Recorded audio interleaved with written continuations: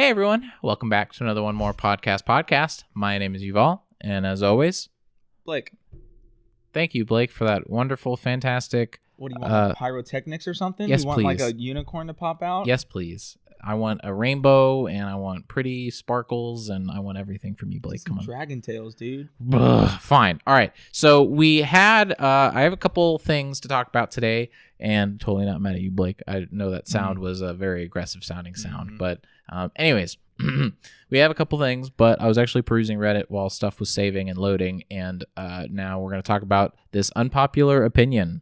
It is purposefully controversial, and I think it's very interesting, and it's got almost 20,000 upvotes. So a lot of people think it is an unpopular opinion. So here we go. Death row inmates are lost potential. Why are we just throwing them in a chair and zapping or injecting when we could test medical shit on them? Want to learn how to transplant a brain? Oh. Boom. Here's a terrorist you can do shit with. Don't know if your newly developed vaccine will work? Bing boom. What's your That goes straight up against the 8th Amendment. No. What? What's the 8th Amendment? Cruel and unusual punishment.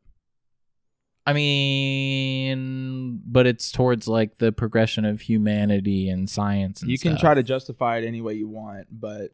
So you think, just because... I mean, but these are death row inmates. Mm-hmm. Not even like, I mean, they're gonna die anyways. No. Not, what if there was like a waiver or something that they can sign? The only way that they... Wait, so after we do all these tests on them... First of all, this sounds very 1941 Germany. What? Why? Because they did the same thing. Well, that was just for fucked up shit. But well, okay, hold on, wait. Let me clarify. Let me clarify. Go ahead. They stole people, right, and put them, innocent people, in these camps, and then did fucked up shit on them. So they thought that those people were innocent too. Okay. Well, you got me there. Hold on. Wait, Blake, throwing that back in your face. Don't you love our legal system? Isn't this whole judicial process, and anyone in a death row inmate that has a sentence, doesn't he deserve to be there? So aren't they always worth trying some medical thing out on? No. Because if these aren't like good people, these are like murderers and killers and stuff. No. That's a separate charge. What do you mean? So instead of you getting sentenced to death, then you get sentenced to medical. You cannot do. That is a direct violation of the 8th Amendment. Okay, fair. You're right. You break the law. You shouldn't be tortured or punished or messed with. To an extent. To an extent. I don't mind waterboarding terrorists. Oh, okay, sure. All right, that's fair. Also, I just realized recently, and I won't say how recent, that waterboarding doesn't necessarily have to be on a board. you can just put a towel over someone's face and drip water. Dark 30? If not, that's a movie you and I have to watch. I've seen Zero Dark 30. Wait, is that the one where they kill Osama? Yeah. No, I've seen 13 Hours. Oh, dude. Okay. We need to watch Zero Dark 30. Wait, that one's by Zachary Levi. No, who's the producer? Bigelow is the director. Oh. Didn't Christopher Nolan, didn't he do some kind of terrorist movie or something? No? I think so. All right, never mind. I'll have to do some research and figure that out. So in that movie, they they go through the order of what happened immediately after 9/11 and all the way up to an hour after we got bin Laden. Sure. And part of that movie is a scene where they torture a terrorist that they know is connected. Oh, and that's the waterboarding. They waterboard him. They tickle him. No, they do some pretty messed up stuff. I would assume so. But do they do anything with a car battery? No. Okay. No. So what they have this guy in a chair to start with, and then they tie him up top and they strip him of all of his clothes. Ooh. And they just leave him there. And I don't remember how long they left him there. That doesn't sound fun. And then they go in and he's still not talking, so they put a dog leash on him and they walk him to a box, and like this box is less than the size of this table. Oh. Stick them in, lock them up for however long. Oh. They chain them back up. And I think at some point they had just blasting like heavy metal death music just to, because when you lose disorient, sleep, the quote in that is, everybody breaks, dude. It's biology. And they walk out the door. Yeah. And then at one point they waterboard them. Oh. Just trying to get info. Sure. At that time was legal or illegal? That was during Bush's time. So Obama's the one that changed all of the. Oh, okay. So it's Obama's fault. We can't. No, I guess, but Obama changed the ROEs. He changed which are rules of engagement. Okay. And he changed interrogation tactics to where you couldn't do that. It was like Guantanamo Bay reform. For better or worse. Okay. So no. What about terrorists? What about them? What about do all the medical, not terrorists, not domestic, international terrorists, global terrorists? I'm fine with getting information. And well, first of all, the numbers, because I did a report about this in college, the numbers on the death penalty, with if you include appeals, state attorneys, judicial, it costs taxpayers more money to put people to death than it does to just keep them in prison. Yeah. So the fiscal side of me says, okay, well, I should be against the death penalty. Sure. But no, you want to gain information out of these people and then lock them up or put them to death. I don't play with your food. Yeah, we're not a cat with a rat. Like, right. No. Okay. There's a level of respect towards just humanity. So then circle back. What if it was you're sentenced to death row. Congratulations. But you can sign a form and you get like special treatment or something. No, because special treatment if you do all this stuff. No, because it's like literally it's like, okay, we've developed this new vaccine or we've developed this new serum that could combat some strain of malaria or whatever, and this is going to help save thousands of people who are impacted by malaria. And the guy is on death row for lots of murders, murder time, happy time, and he is given a form that we can test this thing on him. And he gets an extra comfy bed and some other shit. I mean, he's going to die anyways, but so would that be okay? No, because when I was in college, we were talking about interrogation just with police, local level. Mm-hmm. And there's this thing called decisions under pressure, where these interrogators, these police detectives will try to pressure you into copping to a crime. And if you don't have your lawyer present. Mm-hmm. So you're putting them in a situation where they can't say no, and that is against the law. I mean, they can't say no; they can just die either way. So the what came up in school was, let's say I'm interrogating you. Look, dude, we've got you. Okay, there's not really a way you get out of this. Yeah, but it will be a lot better for you if you just cop to it. Yeah, and then we can help you out, but we can't help you if you lie. Because they're going to eat you alive in that courtroom, man. They will. So just cop to it. I'm weak. Just go ahead and say it. I did it. You know what you just did? I just cop to a double murder. Oh, and they walk out. That's really? Mm-hmm. I thought, are they really allowed to like lie and manipulate like that? Of course. And that's why now people are getting smart and they go, before they even slap the cuffs on them, I want my lawyer. You can't handle that. You cannot handle that. They put you under such intense pressure. Yeah. You can't handle that. You need someone there to say, you can't speak to my client that way. That is an assumption. You can't speak to him like that. Right. He pleads the fifth. I'll handle everything else. A regular human being that has not had that done to them, that's over their heads. No, that's fair. Crumble. That's fair. People crumble. That's fair. So then can you think of any situation in which, a group of legal law-abiding citizens sign up to voluntarily? That's it? Yeah. Wow. I'm not going to force someone to. I mean, you don't have to force it. You basically are. That's what I explained. I mean, yes, but no. Sure. But yes, but no. So, all right, fine. Well. However. Yes. I like the creativity. It is. But that's pretty dark, even for me. This person says, I used to think this until I considered the darker side. If you make human experimentation both profitable and enticing, you're opening up to some very dark possibilities. Don't forget the Nazis also experimented on those they intended to kill. But the Nazis stole people, so it's not like we're stealing criminals.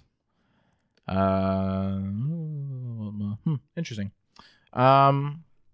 Okay, well, that was a nice little juicy section. Yes. I don't know. I agree ethically. I don't know. That's what separates us from the enemy, if you will. Sure. We don't do that. I guess I'm just too much thinking of like the forward of society and the thousands of people die every day.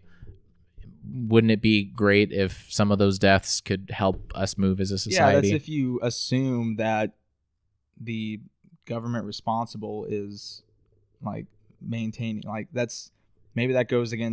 goes with my distrust of a large government. When you have a government that is allowed to do that to people, that's crossing the line, dude. That's why we have those amendments. It's not okay. Can you name all the amendments? Probably not. I can probably name 5 out of 10. Do it. Bill of Rights. Do it.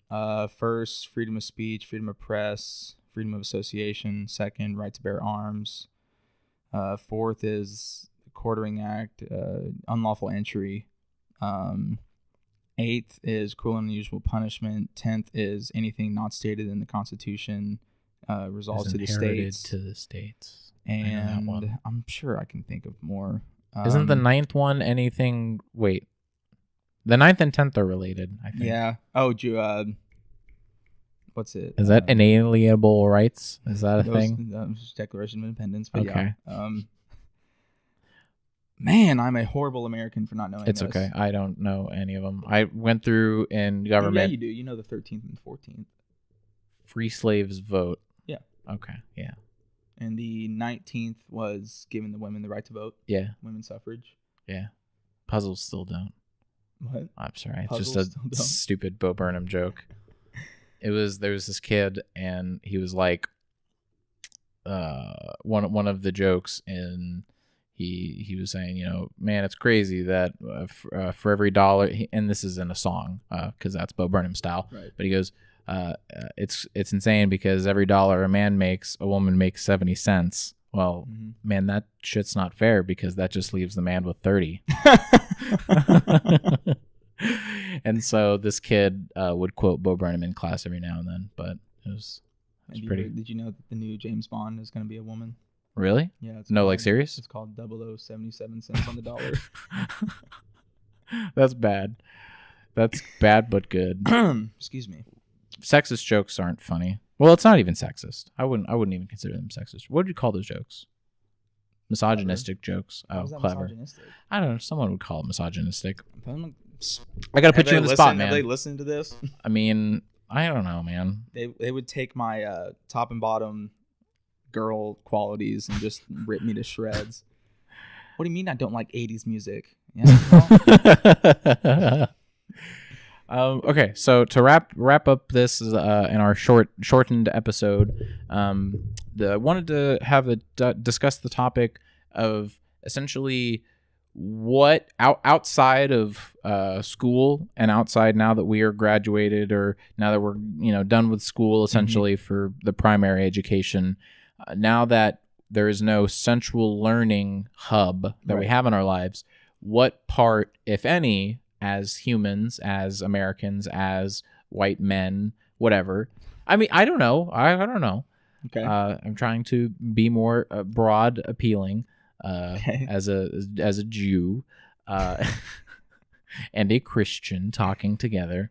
Anyways, to what point do we need to keep teaching ourselves and to need to keep growing? And yes, obviously it's like you want to try and learn everything every day, and you want to do as much as you can to be productive, and you want to be I'm sure there are studies and stuff linking positivity and happiness in your life with productivity and accomplishment and stuff like that. I'm sure there's a direct correlation, but as 23-year-olds going on 24 soon, it's like for me, I'm not like reading a book, every day of like some new skill or some, whatever. I'm trying to listen more. I'm trying to listen to audiobooks more.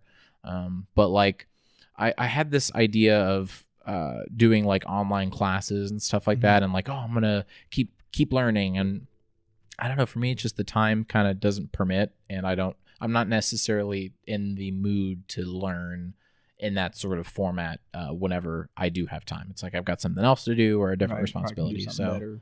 So what are you thinking? Well, you always need to grow. And I think you're constantly learning, even if you don't think you are. Yep.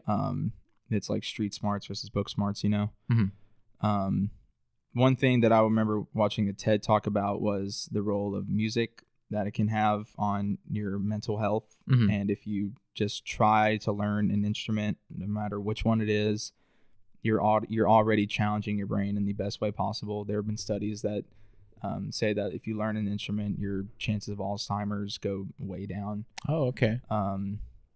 But yeah, reading wise, I think I've read a few books so far in my life ever. No, since college. Same.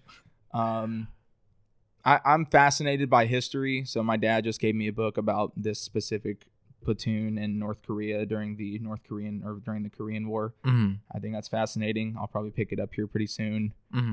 But like how then I guess during your day, because like for me,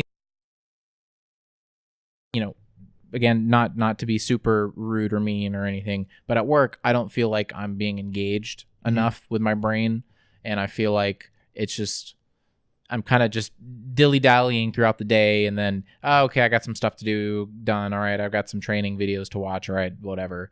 But, when, like, I'm playing music or whatever, like the to give this specific example, the kind of intensity and, like, the attention and the sort of overall experience I had while I was at a work trip and there was a piano in the hotel lobby, I would literally, like, the first time I sat down, I sat for hours and just played away and was just like, playing around and trying to explore different, melodies and explore different sounds. And it was just really fun and entertaining. And I my brain was fully engaged, but it's like, I've experienced nowhere near nothing like that at work. And it's just like, is that good? Is that bad? Like, do you have to be constantly engaged? Do you think we have to be constantly engaged to? I mean, at work, I see work as a means to. So, like, whenever my mom asked me, "Do you like your job?" and I said, "You're asking the wrong question," and she said, "What do you mean?" And I'm like, "Well, you shouldn't be asking if I like my job. You should be asking if my job is tolerable and it allows me to do the things that I like."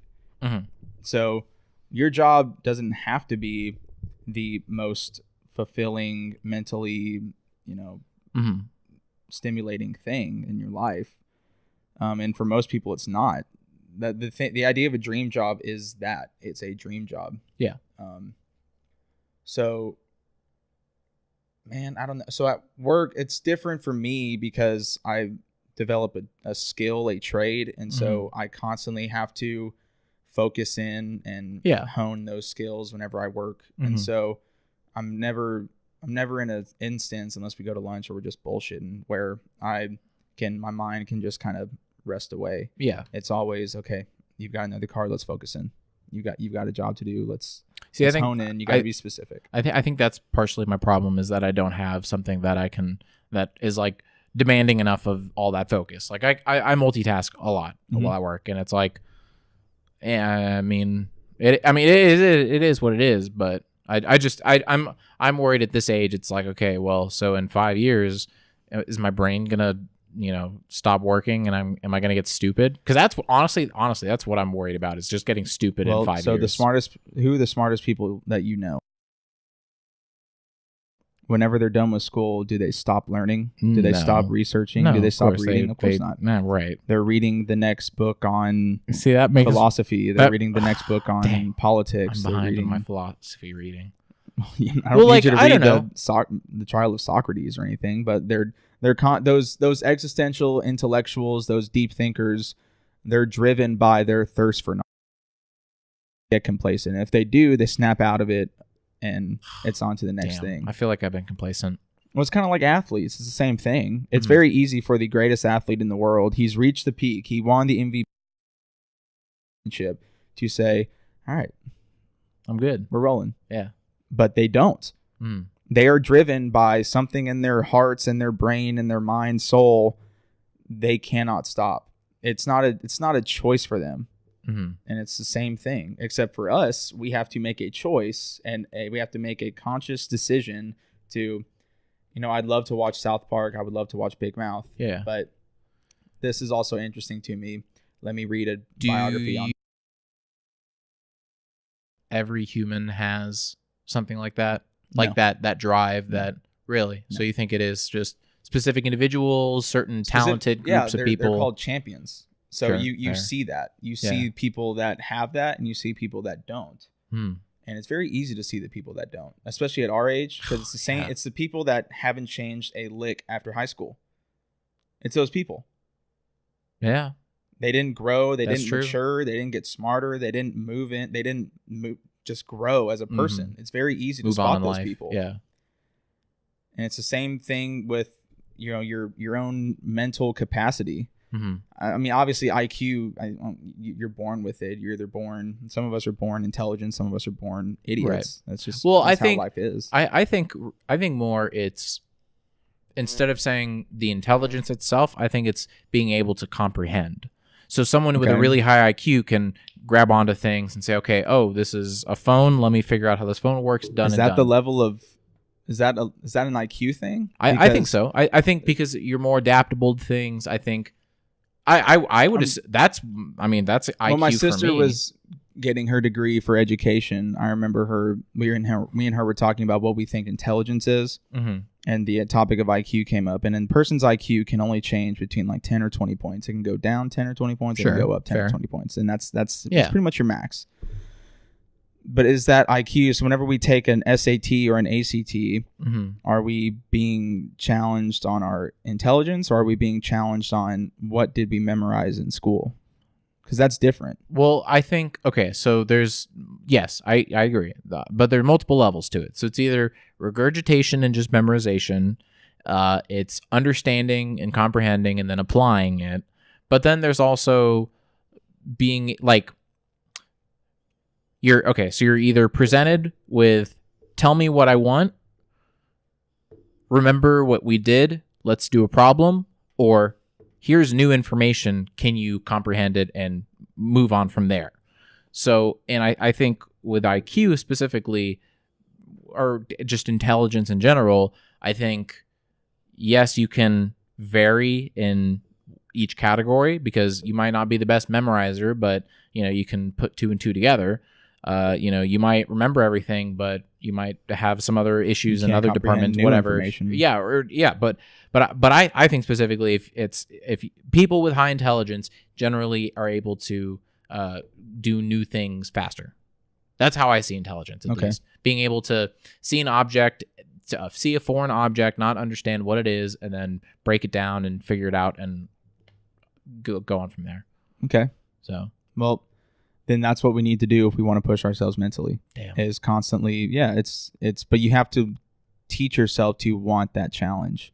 Mhm. You can't just some people sure, are born with it, but for the rest of us, It's a constant. We need to. It's a constant battle. Yeah, it's watching this video on existential blah blah blah. It's Exactly. reading this article that came out from the scientific journal and discussing that with your friends. I think when people start getting complacent, they probably stop talking about those things with their friends. They stop searching for new information. That's true. And that's what I respect about you is you're very curious. And it's if something like with the wall thing, whenever you were given this thing that Trump said, Oh, yeah. and then you went down the rabbit hole because you were either curious or you were pissed off or both, but you gathered more information through that. Whenever we talk for 2 or 3 hours, just off the podcast, come off of learning things. It's constantly just we're learning things from each other. We're just dissecting different ideas that we haven't heard before. So I don't know. I guess that makes me feel a little bit better then, because for me, I guess my concept was always like, if you're not pulling something out of a book or if someone's not teaching you something, your brain isn't growing or learning or anything. But I don't think that. No. well, no, and the way you've explained it, I agree with you that, as long as your brain is engaged and, not doing the same thing over. I think that's also another thing, is just doing this repetition and just getting used to it, because then it's like, then your brain is on autopilot and it's like, well, 3 months are gone. What the heck happened? So that's what I'm worried about also. God, I'm worried about a lot of things. About just being complacent mentally? Yeah. Well, yeah, I don't know. Let's break out an SAT book, dude. Let's see how good we do. God, no. God, no. No, We're not. I'm good. No. I'm good. I will take a personality test and I'll take answer a personality 10 questions. test. That'll be fun. Let's try and find one that's like 100 questions, though. And just go through it. Something really thorough. Like, let's not do something that's like 10 questions and it's like, oh, you're a vertigo. Interesting. No. No, that's fair. All right, well, we can do that for one episode. The Myers-Briggs personality test or something like that. I took that in high school, and it was not super That's great. fair. Okay, then we won't do that. Well, I mean, we can figure it out. But anyways, thank you guys so much for stopping by and listening. And if you had any comments about what we've talked about today, regards to the death penalty or people who are being used outside of the death penalty, people who have been stolen by the death penalty, not by call the the police penalty. first. Yeah, call the police. And then comment. Or anything that we talked about now. Are you afraid of the future? I'm afraid of the future. Are you? I'm just kidding. We can talk about that later. Exactly. It'll be that'll be my personal private podcast with Blake. You've all starts to break down. Anyways, thank you guys so much for listening again. And if you like this shorter, more condensed version, let me know. If you don't, please don't let me know. No, please do let me know. I don't know. We're going to try this out, and it's still going to change. We're all evolving and changing. Right. So we're new growing. Things. We are growing. So have a fantastic day, night, or whenever you listen to this episode. Peace out. This is the end song. It is now over.